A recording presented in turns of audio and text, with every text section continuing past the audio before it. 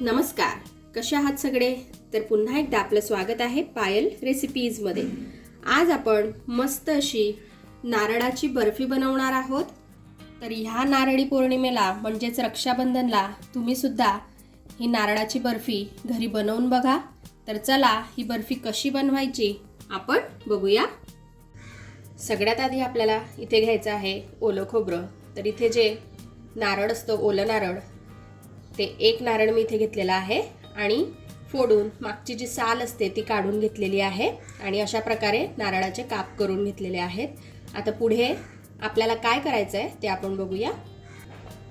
आता हे जे नारळाचे काप आपण करून घेतलेले आहेत यांना आपल्याला छान असं बारीक करून घ्यायचं आहे. तर बघा, इथे ओलं खोबरं जे आहे हे छान असं मिक्सरच्या भांड्यात टाकून छान मी बारीक करून घेतलेलं आहे. तर अशा प्रकारेच आपल्याला हे करून घ्यायचं आहे. सगळ्यात आधी आपल्याला साखर जी आहे ही छान अशी वितळवून घ्यायची आहे. इथे मी 1 कप साखर घेतलेली आहे, ही आपण ओतून घेऊया. यामध्ये आपल्याला अगदी थोडंसं पाणी घालायचं आहे आणि साखर जी आहे ही छान अशी वितळवून घ्यायची आहे.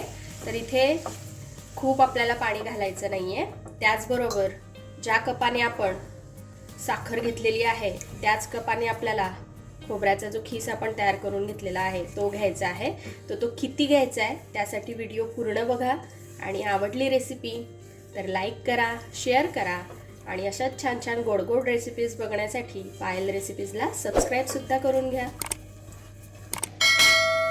इथे साखर जी आहे ही छान अशी मेल्ट झालेली आहे, तुम्ही बघू शकता. आता अगदी थोडासा आपल्याला यामध्ये लिंबाचा रस टाकायचा आहे.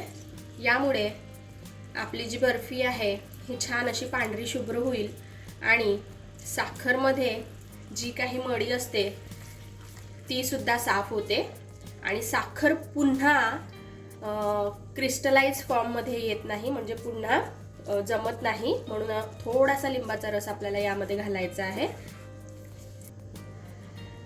आता यामध्ये आपल्याला टाकायचा आहे खोबऱ्याचा खीस जो आपण तयार केलेला आहे. तर इथे मी 2 वाट्या हा टाकणार आहे, कारण आपण इथे 1 वाटी साखर घेतलेली होती. प्रमाण अगदी परफेक्ट आहे.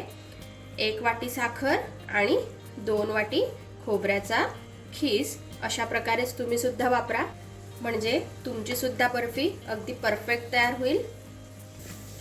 आता हे आपण छान असं मिक्स करून घेऊ. आता आपल्याला याला छान असं मिक्स करत राहायचं आहे आणि गॅसची जी फ्लेम आहे ही आपल्याला लो ठेवायची आहे. हाय फ्लेमवरती आपल्याला ही प्रोसेस करायची नाही आहे. थोडंसं आपण यामध्ये तूपसुद्धा टाकून घेऊया, जवळपास 1 चमचा. साजूक तूप वापरणं अगदी ऑप्शनल आहे, असेल तर वापरा, नाही टाकलं तरी चालेल. तरी आपली बर्फी अगदी परफेक्ट होईल. हे छान असं आपण मिक्स करून घेऊ. जवळपास 10-12 मिनटं झालेली आहेत. बघा, आता हा छान असा एकत्रित व्हायला लागलेला आहे डो. इतपत आपल्याला हे करून घ्यायचं आहे. आपण यामध्ये थोडीशी इलायची सुद्धा टाकून घेऊया, मस्त असा फ्लेवर येण्यासाठी. छान असं मिक्स करून घेऊ आणि अशाच छान छान गोड गोड रेसिपीज तुम्हाला बघायच्या असतील तर आय बटनवर जाऊन नक्की बघा. नारळाची बर्फी बनवतोय आणि याआधी सुद्धा नारळाची बर्फी आपण बनवलेली आहे थोड्या वेगळ्या प्रकारची, तर तीही तुम्ही जाऊन आय बटनवर बघू शकता. या राखी पौर्णिमेला किंवा नारळी पौर्णिमेला आजची जी बर्फी आहे ती नक्की ट्राय करा. झटपट तयार होते, खूप इन्ग्रेडियंट याला लागत नाही. तर इथे आता बर्फीचं जे मिश्रण आहे हे छान असं रेडी झालेलं आहे. आपण याला काढून घेऊया. इथे मी प्लेटला तूप लावून घेतलेला आहे, म्हणजे जी आपली बर्फी आहे ही छान अशी निघेल. आता जे मिश्रण आपण तयार करून घेतलेलं आहे ते आपल्याला प्लेटमध्ये छान असं सेट करून घ्यायचं आहे. हे बघा, अशा प्रकारे प्रेस करून आपल्याला बर्फीला छान असं सेट करून घ्यायचं आहे. बर्फीची जी साईज आहे, जाड बारीक तुम्हाला जशी हवी तशी तुम्ही ठेवू शकता. तर बघा, इथे जी बर्फी आहे ही मी छान अशी सेट करून घेतलेली आहे. अशीच आपल्याला हिला सेट करून घ्यायचं आहे. आता गरम असतानाच आपल्याला हिला कापसुद्धा लावून घ्यायचे आहेत, म्हणजे थंड झाल्यावर ही अगदी सहज निघेल. तर हे बघा, याच्याच मदतीने मी याला कापसुद्धा लावून घेते आहे.